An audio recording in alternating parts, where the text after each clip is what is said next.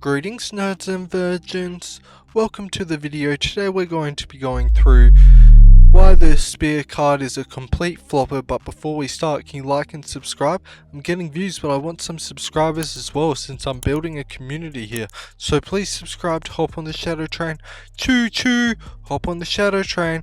But yeah, so as you guys know, the once in a lifetime event is happening on September the 15th. It's been hyped up as the biggest sporting event since The Rock went up against John Cena.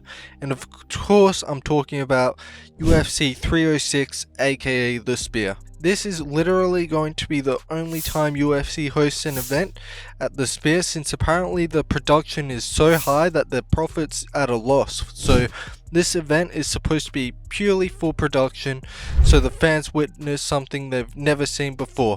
Now with an event like this, you'd expect a huge card, right? That's what I'm expecting anyway, so let's go review this Sphere card starting from the prelims. We're starting off with a women's fight between two women I'd never heard of. I mean, talk about starting with a bang. I guess the UFC wants to start off with a queef. The fight after that though, we got a flyweight fight between two complete nobodies I've never heard of. We got Edgar Chairez vs Kevin Borges. Okay, you know what? It's only the second fight, so I'm sure the third fight's gonna be some heat. Let me just go check what it is, and we got another prospect fight between Manuel Torres vs Ignacio Bahamondes. I mean, it's okay, but come on, let's get the big fights rolling by now. It's a once in a lifetime event, and these three fights I do not give a flying fuck about. Next up is another women's fight, which includes Irene Aldana, who I've refused to watch ever since that atrocious performance against Amanda Nunes.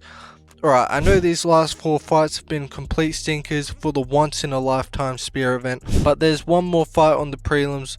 We got Raul Rosas Jr. returning after beating Ultimate Fighter winner Ricky Tercios. So let's hope they're giving him a step up in competition. Let's see who he's fighting. He's fighting a guy with 10 fucking losses called Kuiling Aori. He literally just beat our Ultimate Fighter winner and now he's fighting down again. These might be the worst prelims of every pay-per-view card that has happened this year. The fact that's a consideration for the once in a lifetime Sphere card is kind of pathetic. I guess they used all the big fights for the main card, so let's go review that real quick, starting from the bottom to the top. So starting off the main card, we got, are you fucking serious? We got Ode Osborne fighting Ronaldo Rodriguez. That's the kickoff fight for the once in a lifetime event, guys. Listen, I know what the UFC is doing here. They're putting at least one Mexican in every fight, and not only that, they're giving the Mexicans super favorable fights as well, since whenever you go to like Brazil and a shit ton of Brazilians lose, it kind of kills the vibe of the show. So I guess for this once in a lifetime Sphere event, it's literally just going to be a layup for Mexican MMA to explode, which for the long run I guess it's a good thing. But if the UFC is thinking about the long run for this event marketing wise, why aren't they thinking about the long run profit wise? Considering Dana has said they're gonna lose money from this event, it makes no sense to me. But the next fight on the card I'm sure is bound to be a banger, so let's go see what it is. We got another prospect fight between Golden Boy Daniel Zellhuber taking on Esteban Ribovics, aka El Gringo.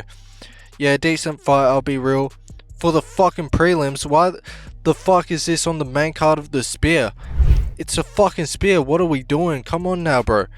It's now the final three fights after that fight, and no matter what the UFC does, they can't make up for the fact we're watching an entire card of prospects on the once in a lifetime Sphere card.